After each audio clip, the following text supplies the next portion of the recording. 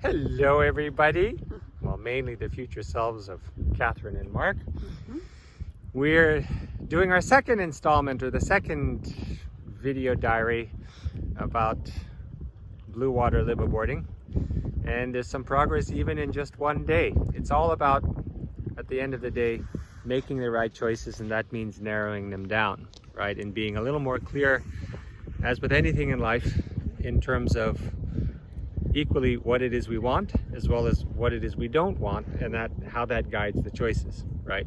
And hopefully them being informed choices. So speaking of informed, it means we've been doing a lot of research. Mark's staying up until 1 in the morning with Kathryn sleeping, and it's just been a little bit obsessive OCD. Statistics, Excel spreadsheets, fora online, getting down to the nitty-gritty, to aspects of things like hull construction, etc., etc. But anyway, we have an overall game plan. So, and that would be? So we are narrowing down the boats, and primarily by process of elimination, but also by aspects that are attributable aspects of the boat that we really like and are important to us, such as? Well, the key aspects.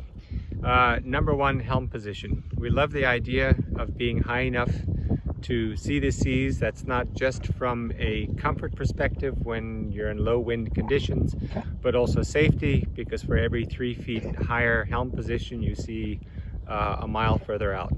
And although it may not seem like a big deal, things like semi-submerged containers, boats, logs, etc., you really want to see them, right? And if you can combine that high helm position with a sun lounge that is either at the same level and or nearby, that is really quite cool. In addition, ventilation, we know, is a key feature. Obviously interior comfort, space, finishings, safety, quality of rigging, all of these are important, right? But it seems more and more when we do the research, with the exceptions of performance versus cruising catamarans, there's not much a huge difference, and I think we netted out that comfort beats performance in that particular trade-off. So, and we like U-shaped galleys, for example, from a safety perspective. So some of the newer boats have L-shaped, more open. Although it may feel more airy while underway, it may not actually be so practical. So that's the level of detail that we started going down into. Anything else in terms of the must-haves? Let's see. Well, your spreadsheets are amazing. It's the ultimate in objective comparison and the references and things that people wouldn't even otherwise consider at this stage. So, great job. And, okay, so one thing, of course, is the owner's helm. No, I messed that up. The owner's hull. There we go. Cabin. Yes. In the hull. Okay. In the hull. Dear. And we're still Luddites. We're starting. Go ahead. Yes.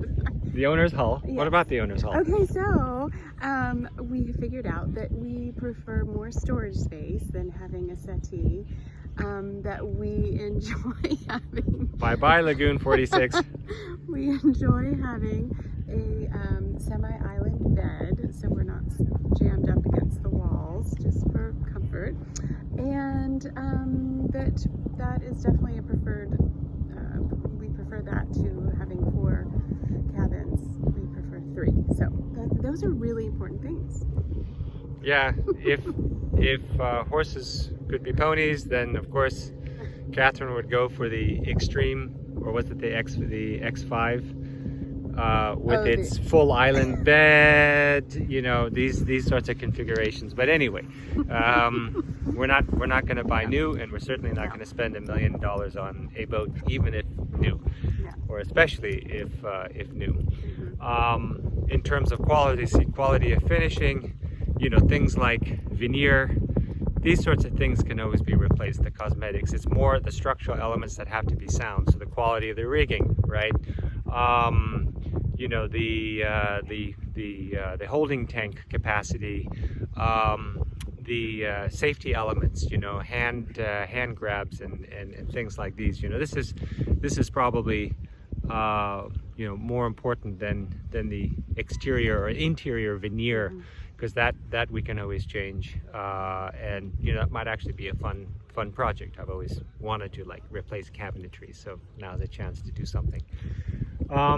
So the 3 boat contenders based on these criteria, actually 2 so far, we've narrowed it down to the Lagoon 450 with a slight preference for the fly bridge as opposed to the sport version. They say the sport version has a 28-inch lower mast and therefore less prone to the what do they call it? Seesawing effect. There's a certain name for that. Something horse. Anyway, the pitching, right? And then the second contender is the Leopard 45. Leopards seem to have better overall quality, right? However, the 45 still is kind of in between. You know, I like the helm position. I like that lounge on top, and the front door seems to make, from the salon, seems to make a lot of sense from a ventilation perspective. But darn it, that cockpit in the front just seems like a liability in heavy seas. And if you add on top of that the genset and the tanks, some of the water tanks are up front as well, just adding more load. I'm not quite sure whether or not that's entirely practical or even safe. So that's what makes me ambivalent about the Leopard. Anyhow, you know, the spirit animal remains the Leopard, so it's a high contender.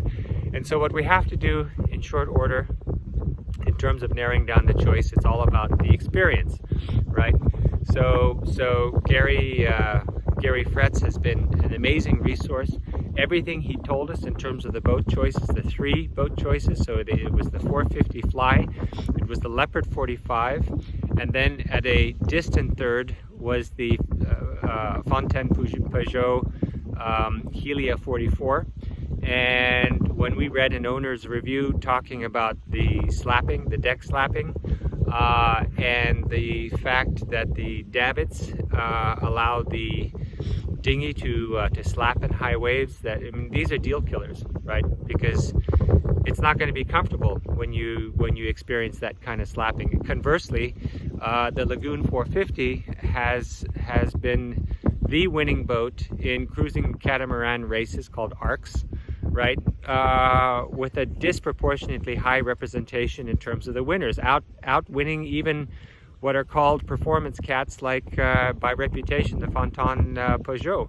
So everything Gary told us, and in the ranking that he told us, seems to bear fruit. So we like him. We'd like to appoint him as a buyer's broker, and just, you know, pick his brains, because he really seems to know his stuff after 35 years in the business. So next orders are to lose our sea legs. How are we going to do that, darling? We are going. Oh, no. Land legs. To acquire our sea legs. Oh my gosh. Okay, go ahead.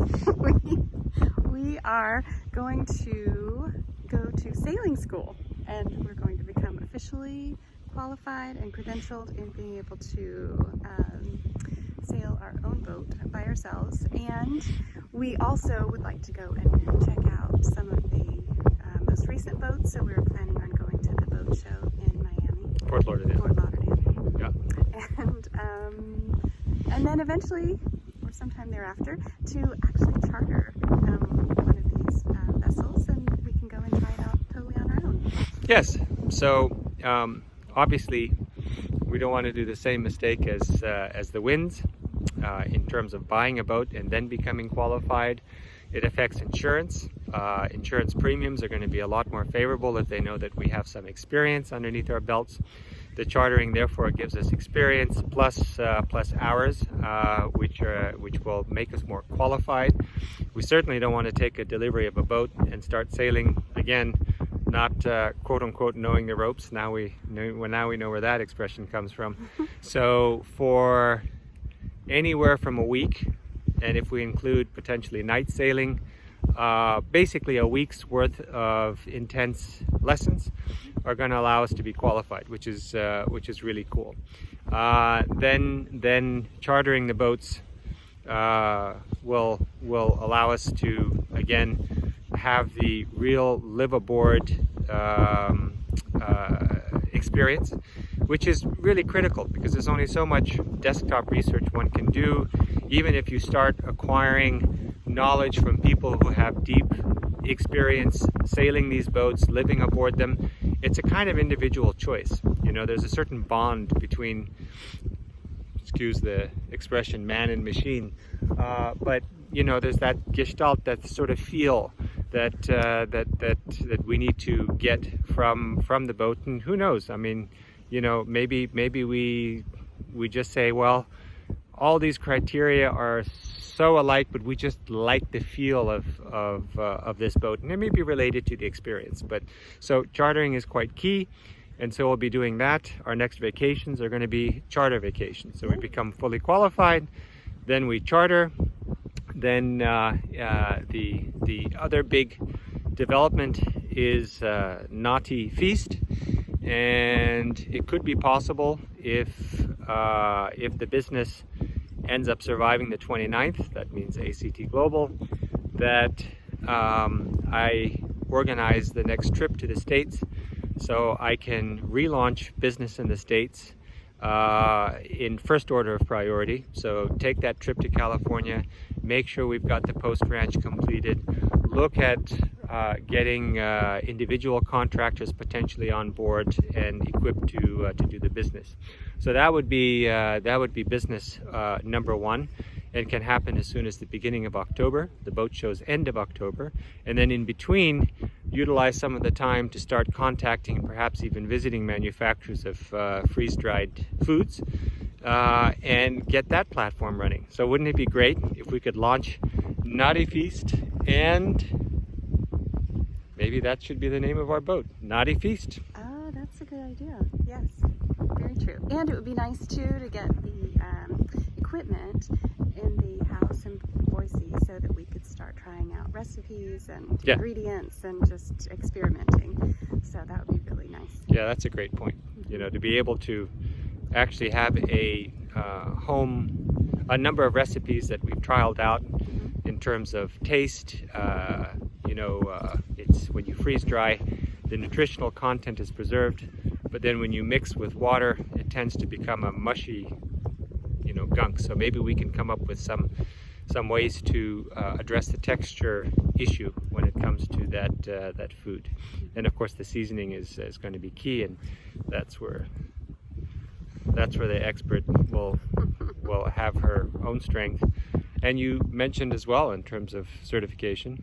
Yes, so I've been looking into different culinary schools that, because of COVID, thank you, one of the helpful things is you can do it online. And so I can be certified as a chef, and that would certainly provide additional credentials for the business. And there are also nutrition certifications that would be helpful as well. So that would be really fun. So there you go. Going to a culinary school is cool, and a culinary school would be culling. So we prefer culinary. All right, so sailing and cooking all in the same quarter of the end of 2020. That's pretty fun. There you go. Yeah, living the dream. And speaking of living in the dream, isn't it appropriate that we have the Orison behind us along the beach here? So we're already sort of in a nautical theme. So that's the update for now. Wait until the next installment. Bye. Bye.